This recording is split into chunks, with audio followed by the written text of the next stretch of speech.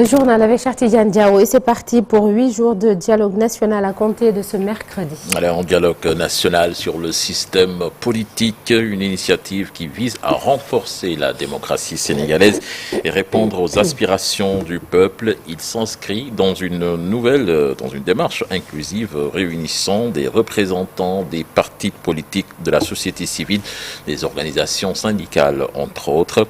Un dialogue aussi boycotté par une partie de l'opposition, dont l'APR de l'ancien chef de l'État Macky Sall, Thierno Alassane Sall, Barthélémy Diaz, entre autres, Sornanata. Et Barthélémy Diaz, lui, annonce cet après-midi la création de son mouvement politique. Désormais, ancien membre de Taxawu Sénégal l'a bien annoncé sur sa page Facebook. Le changement commence ce 28 mai, a-t-il dit dans une affiche où il affiche, excusez de la répétition, clairement ses ambitions. Donc ce sera aujourd'hui à partir de 15h. Et puis dans l'actualité judiciaire sur Sornanata, Rotné Koumarso fera face au juge ce mercredi. L'ancien conseiller du président Macky Sall est poursuivi pour diffusion de fausses nouvelles.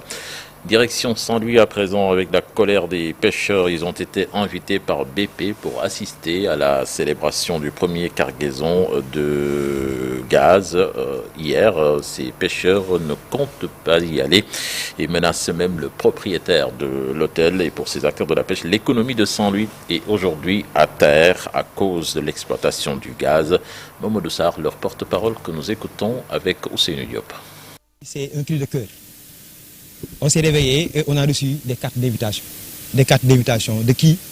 Des opérateurs qui sont derrière nous au niveau de cette plateforme, dont BP et Cosmos, pour nous dire de venir festoyer avec eux leur première cargaison qu'ils ont vendue.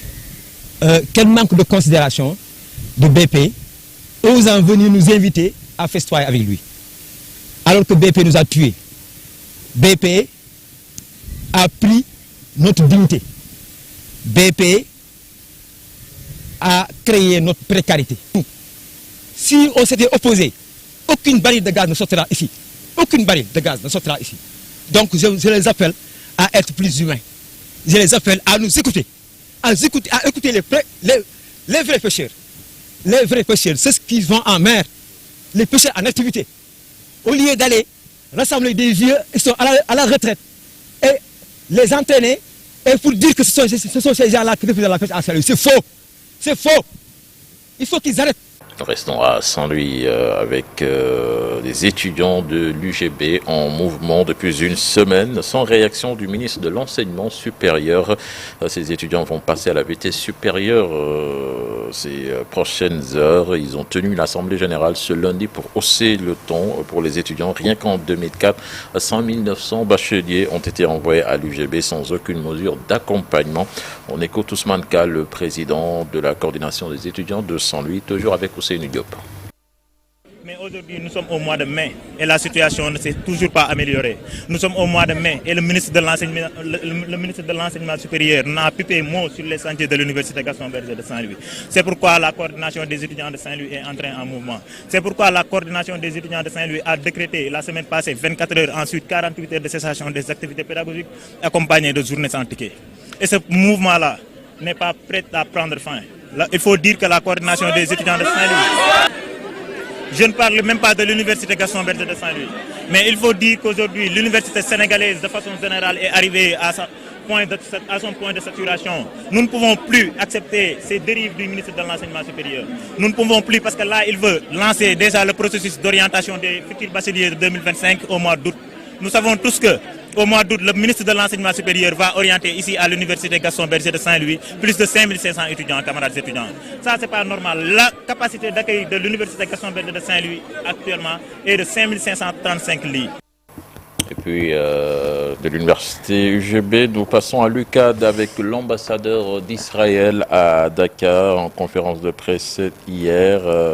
Il a été pourchassé par les étudiants qui scandaient libérer Gaza. Ces étudiants donc qui ont dénoncé ce qu'ils qualifient d'arrogance de la part de l'ambassadeur qui leur a lancé un texto.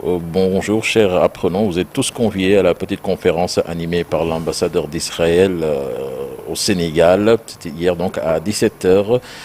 Les étudiants du Cercle des étudiants humanitaires pour la cause palestinienne, membres de la coalition Sénégal-Palestine, donc l'ont accueilli au cri de non au génocide à Gaza, Free Palestine, Sornanata. Tabaski aujourd'hui. Hein. Ah bon? C'est une information. La situation qui se dégrade de jour en jour comme à chaque Gaza. année.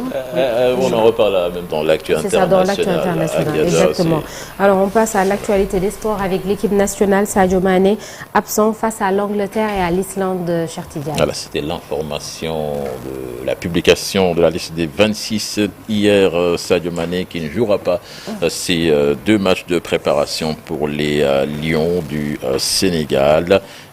D'autres joueurs ont fait le retour par contre et des Bleus dans la tanière. Le compte rendu de Mamadou Ndiaye.